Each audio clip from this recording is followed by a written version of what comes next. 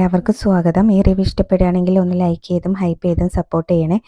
പോലീസുകാർ വന്ന് അവിടെ ഗേറ്റിൻ്റെ അവിടെ വന്നിട്ട് ഹോൺ അടിക്കുകയാണ് കേട്ടോ. അപ്പോൾ അലീന ശബ്ദം കേട്ട് ഡോറിൻ്റെ അവിടെ വന്ന് കർട്ടനൊക്കെ നീക്കിയിട്ട് പുറത്തേക്ക് നോക്കുന്നുണ്ട് കേട്ടോ. അപ്പോൾ പോലീസാണെന്ന് അലീനയ്ക്ക് മനസ്സിലാവും. അപ്പോൾ കൃഷ്ണമോളോട് പറയുന്നുണ്ടായിരുന്നു, പോലീസാണ് മോളെ എന്ന് പറയട്ടോ. അപ്പോൾ ചേച്ചി വാതിൽ തുറക്കണ്ട കേട്ടോ, ഗേറ്റ് തുറന്നു കൊടുക്കണ്ട, നമ്മൾ മാത്രമല്ലേ ഉള്ളൂ ഇവിടെ എന്നൊക്കെ കൃഷ്ണമോൾ പറയുമ്പോൾ അത് ശരിയാവില്ല, ചിലപ്പോൾ അവരെന്തെങ്കിലും ആവശ്യത്തിന് വന്നതായിരിക്കും എന്ന് പറഞ്ഞിട്ട് എന്തായാലും അലീന ഗേറ്റ് തുറക്കാൻ ഓടി പോകുന്നുണ്ട് കേട്ടോ.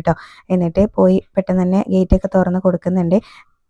അവർ പിന്നെ പെട്ടെന്ന് തന്നെ മുറ്റത്തേക്ക് വണ്ടി എടുക്കും കേട്ടോ. എന്നിട്ട് SI അതിൽ നിന്ന് ഇറങ്ങിയിട്ട് അലീനയോട് ചോദിക്കുന്നുണ്ടായിരുന്നു, എന്താ അങ്ങനെ ഗേറ്റ് തുറക്കാൻ ഇത്രയും താമസം, ഞങ്ങൾ കുറേ സമയമായില്ലോ ഇവിടെ വന്ന് ഹോൺ അടിക്കുന്നതെന്ന് പറയൂ കേട്ടോ. അപ്പോൾ അലീന പറയുന്നുണ്ടായിരുന്നു, ഞങ്ങൾ പെൺകുട്ടികൾ മാത്രമേ ഉള്ളൂ ഇവിടെ, അപ്പോൾ അകത്തുനിന്ന് ശരിക്കും നോക്കിയപ്പോൾ അങ്ങനെ ഗേറ്റിന് പുറത്ത് പോലീസാണെന്നൊന്നും മനസ്സിലായില്ല എന്ന് പറയട്ടോ.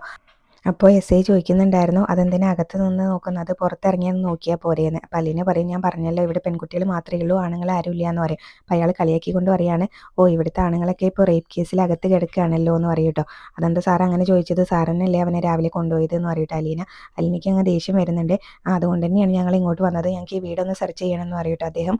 അപ്പോൾ ഇവിടെ ആണുങ്ങൾ ആരും ഇല്ല എന്ന് പറഞ്ഞ് നോക്കുന്ന സമയത്തും അലീനയോട് അദ്ദേഹം പറയുന്നുണ്ടായിരുന്നു, അത് കുഴപ്പമില്ല, വനിതാ കോൺസ്റ്റബിൾ ഉണ്ടല്ലോ എന്ന് പറഞ്ഞിട്ട് അവരകത്തേക്ക് കയറും കേട്ടോ. അപ്പോൾ കൃഷ്ണമോൾ അവിടെ തന്നെ ഉണ്ടായിരുന്നു. അപ്പോൾ അദ്ദേഹം ചോദിക്കുന്നുണ്ട്, ഇതാരാ, അങ്ങനെ ബാലചന്ദ്ര മേനോൻ്റെ മകളാണോ എന്ന് ചോദിക്കും കേട്ടോ. എന്നിട്ട് പിന്നെ രോഹിത്തിൻ്റെ മുറി എവിടെയാണെന്ന് ചോദിക്കും. അപ്പോൾ മുകളിലാണെന്ന് പറയും കേട്ടോ. അപ്പോൾ മുകളിൽ എന്ന് പറഞ്ഞാൽ ആകാശത്താണോ എന്ന് ഇങ്ങനെ അലീനയോട് ചോദിക്കുമ്പോൾ അല്ല, അപ്സ്റ്റെയറിലാണെന്ന് പറയും കേട്ടോ. അപ്പോൾ അവിടെ എത്ര റൂം ഉണ്ട് എന്നൊക്കെ ചോദിക്കുന്നുണ്ട്. അപ്പോൾ 3 റൂം ഉണ്ട് എന്നൊക്കെ പറയും കേട്ടോ. അപ്പോൾ അതിലേത് അവൻ്റെ റൂം നോക്കുമ്പോൾ 2ാമത്തെ റൂമാണെന്ന് പറയാം. അപ്പോൾ റൂമിന് നമ്പർ ഉണ്ടോ എന്ന് ചോദിക്കും കേട്ടോ. ഇല്ല എന്ന് അലീന പറയുമ്പോൾ പിന്നെ ഞങ്ങൾ എങ്ങനെയാണ് അവൻ്റെ റൂം തിരിച്ചറിയുന്നതെന്ന് ഇങ്ങനെ ചോദിക്കും കേട്ടോ SI. എന്നിട്ട് പിന്നെ കൃഷ്ണനെയും കൊണ്ട് വനിതാ കോൺസ്റ്റബിളിനോട് മുകളിലേക്ക് പോയിട്ട് രോഹിത്തിൻ്റെ റൂം സെർച്ച് ചെയ്യാൻ പറയുന്നുണ്ട്. അങ്ങനെ അവർ പോകാൻ നിൽക്കുമ്പോൾ അലീന പറയും, ഞാൻ വരാമെന്ന്. അപ്പോൾ വേണ്ട, നീ ഇവിടെ നിന്നാൽ മതി, അവളെയും കൊണ്ട് പോയിക്കോളൂ എന്ന് പറയും കേട്ടോ. അങ്ങനെ പിന്നെ അവരങ്ങ് മുകളിലേക്ക് പോകും. പിന്നീട് അലീനയോട് CI ചോദിക്കുന്നുണ്ട്, നീ ഇങ്ങനെ ഈ വീട്ടിലേക്ക് ജോലിക്ക് വന്നതല്ലേ, നീ ഓർഫൻ അല്ലേ എന്നൊക്കെ ചോദിക്കുന്നുണ്ട് കേട്ടോ. നിന്നെ ഈ വീട്ടിൽ ആരെങ്കിലും ലൈംഗികമായിട്ട് ചൂഷണം ചെയ്തിട്ടുണ്ടോ എന്ന് ചോദിക്കുമ്പോൾ അലീന ഇല്ല എന്ന് പറയും കേട്ടോ. അലീനയ്ക്ക് അങ്ങ് ദേഷ്യമൊക്കെ വരുന്നുണ്ട്. അപ്പോൾ നിനക്ക് എന്താ ഇത്ര ഇങ്ങനെ ചോദ്യം ചോദിച്ചാലും ഇങ്ങനെ മറുപടി പറയാൻ ഇത്ര മടിയെന്ന് നോക്കുമ്പോൾ, ഞാൻ സാറ് ചോദിച്ച ഏത് ചോദ്യത്തിനാ മറുപടി തരാതിരുന്നേ, സാർ എന്തിനാ എന്നോട് ദേഷ്യപ്പെടുന്നത്, ഞാൻ എന്തെങ്കിലും തെറ്റ് ചെയ്തോ എന്നൊക്കെ ചോദിക്കുന്നുണ്ട് കേട്ടോ. അപ്പോൾ എന്തായാലും നീ ഇങ്ങനെ സ്റ്റേഷനിലേക്ക് വരേണ്ടി വരും എന്നൊക്കെ പറയുന്നുണ്ട്. അപ്പോഴേക്കും അവർ റൂമൊക്കെ സെർച്ച് ചെയ്ത് വന്നു കേട്ടോ. അവർക്കൊന്നും കിട്ടിയില്ല. അപ്പോൾ അദ്ദേഹം ചോദിക്കുകയും ചെയ്യുന്നുണ്ട്, ഒന്നും കിട്ടിയില്ലേന്ന്. അലീനയോടും സ്റ്റേഷനിലോട്ട് വരേണ്ടി വരും എന്ന് പറഞ്ഞല്ലോ, ചില കാര്യങ്ങൾ ചോദിക്കാനുണ്ടെന്ന് പറഞ്ഞപ്പോൾ അലീന ചോദിക്കുന്നുണ്ട് കേട്ടോ, ഇവിടെ വെച്ച് ചോദിച്ചാൽ പോരെയെന്ന്. അപ്പോൾ ഇവിടെ വെച്ച് ചോദിക്കണോ സ്റ്റേഷനിൽ വെച്ച് ചോദിക്കണോ എന്നൊക്കെ പോലീസ് തീരുമാനിച്ചോളാം. എന്നിട്ട് വനിതാ കോൺസ്റ്റബിളിനോട് അലീനേനെയും കൂട്ടാൻ പറയുന്നുണ്ട് കേട്ടോ. അപ്പോൾ അലീനയുടെ കൈ ആ കോൺസ്റ്റബിൾ പിടിക്കുന്ന സമയത്ത് അലീന പറയുന്നുണ്ടായിരുന്നു, എനിക്ക് നടക്കാൻ അറിയാം, എൻ്റെ കൈയൊന്നും പിടിക്കണ്ടെന്ന് പറയും കേട്ടോ. എന്നിട്ട് കൃഷ്ണമോളാണെങ്കിലും ഇങ്ങനെ സങ്കടപ്പെട്ട് നിൽക്കുകയാണ്. അപ്പോൾ അലീന തിരിഞ്ഞ് നോക്കിയിട്ട് പറയുന്നുണ്ടായിരുന്നു, മോള് വിഷമിക്കേണ്ട, ഞാൻ ഉടനെ തിരിച്ചു വരാം എന്ന് പറയുമ്പോൾ, ഞാൻ ആരെയും ഇത് അറിയിക്കേണ്ടതെന്ന് കൃഷ്ണമോൾ ചോദിക്കുന്നുണ്ട് കേട്ടോ. അപ്പോൾ ആരെയും അറിയിക്കേണ്ട മോള്, പ്രത്യേകിച്ചും അച്ഛനാകെ ടെൻഷനാവും, അതുകൊണ്ട് ഞാൻ പോയിട്ട് പെട്ടെന്ന് തിരിച്ചു വരാമെന്നാണ് കേട്ടോ അലീന പോകുന്നത്. അപ്പോഴേക്കും ആ കോൺസ്റ്റബിളിന് അങ്ങ് ദേഷ്യമൊക്കെ വരാൻ തുടങ്ങി കേട്ടോ. വേഗം വണ്ടിയിൽ കയറാനൊക്കെ പറയുന്നുണ്ട്. അത് കഴിഞ്ഞ് പിന്നീട് രേവതിക്കുട്ടിയാണെങ്കിലും ഇന്ന് അലീനേനെ വിളിച്ചിട്ടില്ലല്ലോ എന്ന് പറഞ്ഞിട്ട് അലീനേനെ വിളിക്കുക കേട്ടോ. അപ്പോൾ കൃഷ്ണയാണ് ഫോൺ എടുക്കുന്നത്. രേവതിക്കുട്ടി ആദ്യം തന്നെ അങ്ങ് പറയുന്നത്, ആ ചേച്ചി ഇന്നത്തെ വിശേഷങ്ങളൊക്കെ അങ്ങ് പറഞ്ഞു എന്നാണ് കേട്ടോ. അപ്പോൾ ഞാൻ അലീന ചേച്ചിയല്ല കൃഷ്ണജിയാണെന്ന് പറയും കേട്ടോ. അപ്പോൾ അലീന ചേച്ചി എവിടെയെന്ന് ചോദിക്കുന്നുണ്ട് രേവതിക്കുട്ടി. അപ്പോൾ അലീന ചേച്ചിനെ പോലീസ് കൊണ്ടുപോയി എന്ന് അറിയട്ടോ. ഈ നട്ടുച്ചയ്ക്ക് തമാശ പറയുകയാണോ എന്ന് രേവതിക്കുട്ടി ചോദിക്കുകയും ചെയ്യുന്നുണ്ട്. അപ്പോൾ കൃഷ്ണ പറയുന്നുണ്ടായിരുന്നു, ഞാൻ വെറുതെ പറയല്ല, ചേച്ചീനെ 2 മിനിറ്റ് പോലും ആയിട്ടില്ല പോലീസ് കൊണ്ടുപോയിട്ട് എന്ന് പറയട്ടെ. അപ്പോൾ എന്താ കാര്യം എന്ന് രേവതിക്കുട്ടി ചോദിക്കുന്നുണ്ട്.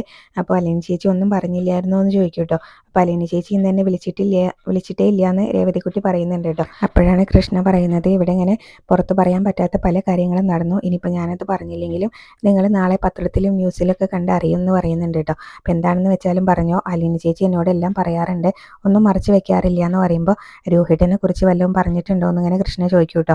പറഞ്ഞിട്ടുണ്ട്, അലീന ചേച്ചിക്ക് ജ്യൂസിൽ മരുന്ന് കലർത്തി കൊടുത്ത കാര്യങ്ങളൊക്കെ പറഞ്ഞിട്ടുണ്ട് എന്ന് പറയും കേട്ടോ. അത് ചെയ്യാൻ കൊല്ലപ്പള്ളിയിലെ ഒരു ഒരുത്തനും കൂടെ ഉണ്ടായിരുന്നല്ലോ, ഹരി എന്ന് പറഞ്ഞ ഒരുത്തനും കൂടെ ഉണ്ടായിരുന്നല്ലോ എന്നൊക്കെ രേവതിക്കുട്ടി ഇങ്ങനെ പറയുന്നുണ്ട് കൃഷ്ണനോട്. അപ്പോൾ അതുതന്നെയാണ് ഹരിയേട്ടൻ കൊണ്ടുപോയി കൊടുക്കിയതാണ് രോഹിയേട്ടനെ. ഹരിയേട്ടൻ സ്നേഹിച്ചിരുന്ന ഒരു പെൺകുട്ടീനെ കൂട്ടി അവർ 4 പേരും കൂടെ എങ്ങോട്ടോ പോയി. ഇപ്പോൾ ആ പെൺകുട്ടി ഹോസ്പിറ്റലിലാണ്. എന്തായാലും പോലീസ് 4 പേരെയും ഇങ്ങനെ അറസ്റ്റ് ചെയ്തിട്ടുണ്ട് എന്നൊക്കെ പറയും കേട്ടോ. അപ്പോൾ അതിൻ്റെ ഭാഗമായിട്ടായിരിക്കും അലീന ചേച്ചീനെ കൊണ്ടുപോയത്.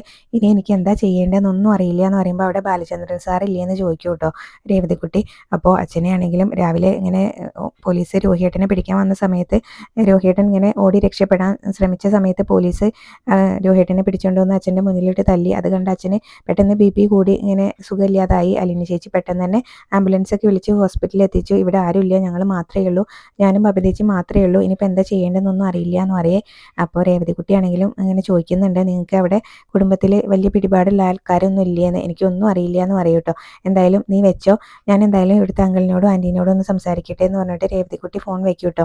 കുറച്ച് കഴിഞ്ഞിട്ട് വിളിക്കാമെന്ന് പറഞ്ഞിട്ട് വെക്കും. എന്നിട്ട് പിന്നെ മാമച്ചനോടും ഗ്രേസമ്മേനോടും ഈ കാര്യങ്ങളെല്ലാം ചെന്ന് പറയുന്നുണ്ട് കേട്ടോ. അപ്പോൾ അലീന ചേച്ചീനെ പോലീസ് കൊണ്ടുപോയി എന്ന് പറയും. അപ്പോൾ നീ ഇതെങ്ങനെ അറിഞ്ഞെന്ന് ചോദിക്കുന്നുണ്ട് കേട്ടോ മാമച്ചായൻ.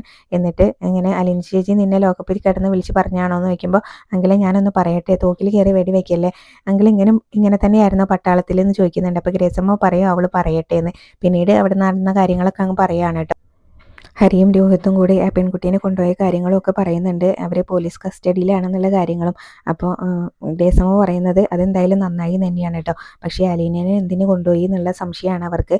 അപ്പോൾ അന്നിങ്ങനെ മയക്കുമരുന്ന് ഇങ്ങനെ കലർത്തി ചേച്ചിക്ക് കൊടുത്തായിരുന്നല്ലോ, അത് ചോദിക്കാൻ വേണ്ടിയിട്ടായിരിക്കും എന്ന് അറിയുമ്പോൾ, അത് ശരിയാണ്, പോലീസല്ലേ എല്ലാം പറയിപ്പിക്കുന്നു അറിയാണ് കേട്ടോ. ഇനിയിപ്പോൾ ചേച്ചി അനാഥയാണല്ലോ എന്നുള്ള കാര്യമൊക്കെ പോലീസിന് അറിയാം, അത് വെച്ച് ഇനിയിപ്പോൾ അവരെന്തെങ്കിലും ചെയ്താലോ എന്നുള്ള പേടിയൊക്കെ രേവതിക്കുട്ടിക്ക് ഉണ്ട്. അപ്പോൾ അതൊക്കെ ഇങ്ങനെ പറയുന്ന സമയത്ത് മാമച്ചനും അത് ശരിയാണെന്ന് തോന്നുന്നുണ്ട് കേട്ടോ, അത് ഇവള് പറഞ്ഞതിലും കാര്യമുണ്ടെന്ന് ഇങ്ങനെ പറയുന്നുണ്ട്. ഇനിയിപ്പോൾ എന്താ ചെയ്യാൻ പറ്റുകയെന്ന് പറഞ്ഞ് ആകെ സങ്കടപ്പെടുകയാണ് കേട്ടോ. അപ്പോൾ നീ ആ കേസ് പഠിച്ചോ എന്നൊക്കെ മാമച്ചൻ ചോദിക്കുന്ന സമയത്ത്, പിന്നെ എനിക്ക് ഈ കേസിൽ ഇടപെടാതിരിക്കാൻ പറ്റില്ലല്ലോ, എൻ്റെ ചേച്ചിയല്ലേ അകത്ത് കിടക്കുന്നത്, എന്തായാലും എന്തിനാ അവർ ചേച്ചീനെ കൊണ്ടുപോയത് എന്നൊക്കെ ഇങ്ങനെ ചോദിച്ച് ആകെ സംശയമാണ്. അപ്പോൾ മാമച്ചൻ പറയുന്നുണ്ടായിരുന്നു, അലീനനെ കൊണ്ടുപോയാലും പെട്ടെന്ന് വിട്ടയക്കേണ്ടതായിരുന്നു, എന്തായാലും ചേച്ചീനെ കൊണ്ടുപോയത് അവിടുന്ന് ചോദിച്ചാൽ പോരെ, അവർക്ക് എന്തെങ്കിലും ചോദിക്കാനുണ്ടെങ്കിൽ എന്ന് പറയുമ്പോൾ അതും ശരിയാണെന്ന് പറയുന്നുണ്ട്, കൊണ്ടുപോയാലും അവരെ പെട്ടെന്ന് വിട്ടയക്കേണ്ടതാണെന്നൊക്കെ തന്നെയാണ് കേട്ടോ മാമച്ചായനും പറയുന്നത്. അതും കൂടെ കേൾക്കുമ്പോൾ രേവതിക്ക് ആകെ ടെൻഷനായി കേട്ടോ. എന്നിട്ട് പിന്നെ മാമച്ചായൻ ചോദിക്കുന്നുണ്ട്, അവിടെ വേറെ ആരും ഇല്ലേ എന്ന് ചോദിക്കുന്നുണ്ട് കേട്ടോ. അപ്പോൾ ബാലചന്ദ്രൻ സാറ് ഹോസ്പിറ്റലിലാണ്, ഈ കാര്യങ്ങളൊക്കെ അറിഞ്ഞ് ഇങ്ങനെ BP കൂടുക എന്തോ ചെയ്തിട്ടുണ്ട്, ഹോസ്പിറ്റലിൽ എത്തിച്ചിട്ടുണ്ട് അലീന ചേച്ചി എന്ന് പറയേ.